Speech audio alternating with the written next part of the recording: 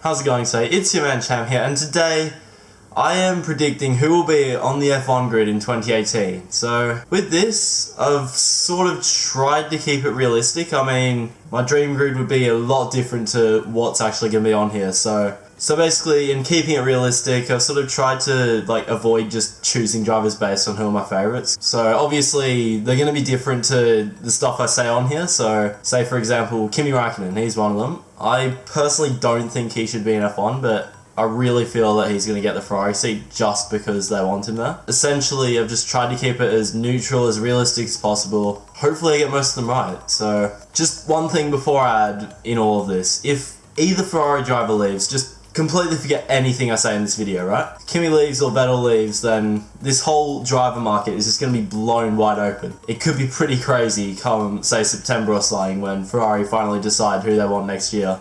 Anyway, without further ado, let's get started with the reigning champions Mercedes. Obviously, currently this year they've got Lewis Hamilton and Valtteri Bottas, and to be honest, I really can't see that changing to going into 2018.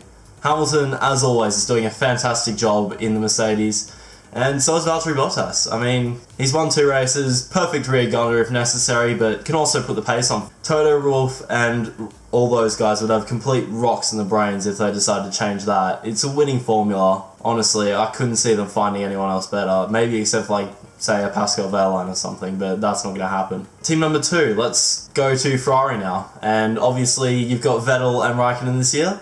And once again, I don't see that changing into 2018. So, got Seb, obviously, yet to sign a new deal, but could well do so in the very next few days. And you've got Kimi, who also is in the same boat. Apparently, Ferrari are looking to finalise their lineup by the Italian Grand Prix as per usual, so who knows? I mean, we probably will see Kimi in the Ferrari next year. Definitely going to see Vettel in the Ferrari next year. He would be a complete idiot to change teams at this point, but who knows? It's the F1 driver market, anything can change, and anything, of course, can happen, so guess we'll find out. To be honest though, I really wish that Ferrari would get some new blood in. I mean, I am a Ferrari fan, as you can probably tell by the cap over here.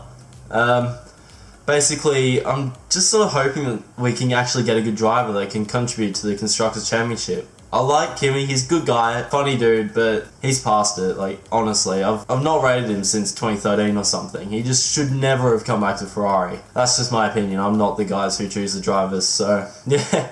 Alright, and now we're going to move on to Red Bull. So, obviously, they've got Ricciardo and Verstappen at the moment, and let's think of some things that are as likely as Red Bull keeping their drivers next year. I don't know, maybe the sun coming up tomorrow or the Pope being Catholic. There's 2 of them. Basically, I can't see these guys leaving unless out of nowhere one of the Ferrari drivers leaves. Ricciardo and Verstappen, they're both Ferrari targets, but it's not going to happen with Red Bull because obviously they're going to want to keep their 2 guys. They're 2 of the best drivers on the grid, so that would be completely mental to change the lineup from there unless one of them ends up leaving, which I really can't see happening either. So yeah, I guess the top 3 teams aren't changing anytime soon. Okay, and so next up are currently 4th place Force India, and they've got the lineup of Perez and Esteban Ocon. And once again, I cannot see this changing. I mean, unless Kimi Räikkönen retires or gets kicked out of Ferrari, or Lewis Hamilton, for some unknown reason, decides to retire and make a mixtape or something with Justin Bieber, I can't see any change here either. I mean, Sergio Perez, he's starting to do a Hulkenberg. The ship sailed for him. I can't see him getting into a top team at this point, so it's a shame really, because I would like to see him in one. I mean, I did kind of tell him at the start of the year to please come to Ferrari. Checo! Checo, please come to Ferrari next year. Checo! So, I still want that to happen, but yeah, I can't see it happening, especially not this year. But maybe next year. But keyword being maybe, I mean, you never know, they could get a Giovinazzi or a Leclerc in before he even gets the chance. As for Esteban Ocon, well, he's only 20 years old and he's had a fantastic season. I mean, it would be crazy for them not to retain him. And let's move on to Williams now. And obviously they've got Felipe Massa and Lance Stroll still there, so I really can't see this one changing either. So it's a shame really. I mean, if Martini didn't have the whole 25 plus thing for their drivers, I would have said Pascal Wehrlein and being for Felipe Massa, but nope, that's not happening. Just not happening. Wehrlein, born in 1994, he's only nearly 23 or something like that. it would be an obvious fit, but it's just not going to happen, which is a real shame because I do like Pascal Wehrlein. So yeah, I mean, it would be smart to fit him in. Obviously, like, Mercedes young driver, you know, cheap engines, why not? But no, that's not happening, apparently. Although, with that being said, Paul di Resta would actually be a pretty good one to put in, but I don't think that'll happen either. And moving on now, we've got Toro Rosso with their current lineup of Carlos Sainz and Danny Kvyat. And to be honest, this is the first one I can actually see changing. I mean, either driver could leave, and there's no way Pierre Gasly won't be in F1 next season. Like, I don't know which driver will leave, but he's got to be in F1 next year. He's already spent a year, like, floundering around in Super Formula, so who knows? Personally, at this point, I can sort of see Danny Kvyat being offered a new contract by Helmut Marko because, you know, Helmut Marko tends to act a bit like his first name sometimes. I don't get why they would keep him, but for real, I can just see it happening now. And despite the fact he's got more penalty points than World Championship points since he last joined the team, he seems to be just in bed with Helmut Marko or something, so who knows. And in the second seat now, you've got Pierre Gasly, so obviously no Carlos Sainz. What? Why is he not at Toro Rosso? That's because I think he's going to Renault with Nico Hülkenberg next year. So obviously everyone seems to think it's a foregone conclusion that Jolyon Palmer's going to lose his seat at the end of the year. And to be honest, I do too. So yeah, poor Jolyon. I mean, he's alright, but he isn't good enough for F1. Full-blown honesty, he just, he should have more points than what he has now, like, regardless of everything, but, like, bruh. I mean, I'm sorry, Jolyon, but no way he's gonna be in F1 next year. Like, no way, nada. Renault, they seem to have a history of taking young drivers from other teams, and so I feel like Carlos Sainz will be that guy that gets to replace him. Like, I know Renault have got a bunch of F2 drivers currently in their youth system at the moment, but honestly, I don't think any of them are actually good enough for F1. Like, they've got Roland, who's obviously doing a very good job in GP2, or F2 as it's called now, and they've got Sirotkin, who I guess just is there. Like, he's not setting the world alight in F2. I mean, then again, Charles Leclerc is just completely overshadowing everyone in that formula this year, so I don't know. Before I go any further, we'd all love to see Robert Kubica back, that's for sure, but he's in his 30s. I cannot see it happening. Carlos Sainz is a decade younger than him.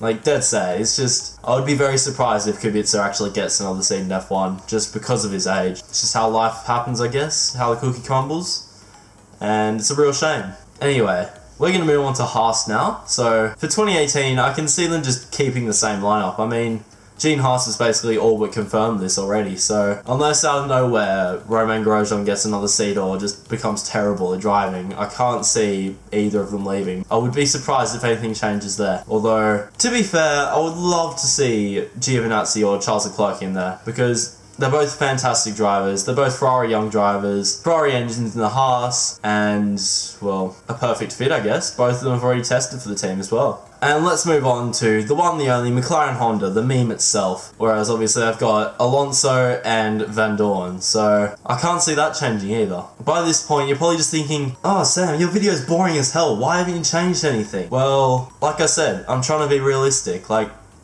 I doubt anything really is going to change that much. It's, like I said at the start of the video, unless Ferrari change one of their drivers, nothing is going to happen in this driver market. Like, obviously there's going to be some changes, someone's going to get kicked out, someone's probably going to leave, another person's going to get scooped up by another team, but I guess we'll find out come, say, September or October or whenever. But let's be honest here, Fernando Alonso, the Spanish god himself, the Spanish meme himself, he should be a 3 if not 4-time world champion by now, so it's a real shame that he's been lumped in a car like this. I mean, I'm not his biggest fan, but he really does deserve better for all his talent. Yeah, as for Van Dorn, I really can't see him getting the Sergio Perez or Kevin Magnussen treatment here. He's a very good driver, he's had his mistakes this year, but he's not exactly underperformed either, has he? I mean, you can't exactly prove yourself in a car like that. And we're going to move on to Sauber now. Obviously, they've got Ericsson and Wehrlein this season, and I'm sorry, Pascal, but I can see the lineup next season being Ericsson and Charles Leclerc. I mean, who knows what sort of money he's bringing to that team. It's probably a lot. I would say Giovinazzi, but Leclerc's just more talented. Like, he's a younger driver as well. Age really is not on Giovinazzi's side. He's, what, 23, is he? I'm probably wrong about that, so feel free to comment below and roast me about it if I am. So, yeah. I cannot see Leclerc not being in that car next year. Well, actually, maybe Giovinazzi, but, you know, One of those two. One of those two definitely deserves to be in this Sauber next year, but personally, I would hope Leclerc. So he's probably the most dominant F2 or GP2 champion in history. I mean, look at the other three guys that have won it on their debut season. Nico Rosberg, Lewis Hamilton, and Nico Hulkenberg. Take away Hulkenberg, and what do you get with the other two? They're both Formula 1 world champions, man. I mean, it's a very elite bunch of people that have won the title in their rookie year, and none of them have done it quite like Leclerc. He's such a talented driver. I mean, he's going to wrap this title up in probably the quickest time ever. No doubt he will be the champion before the final round of the season. And so there you have it. That's my driver predictions for 2018. If you liked the video, be sure to leave a like, leave a comment, and subscribe. It's been your man Cham, and I will see you next time.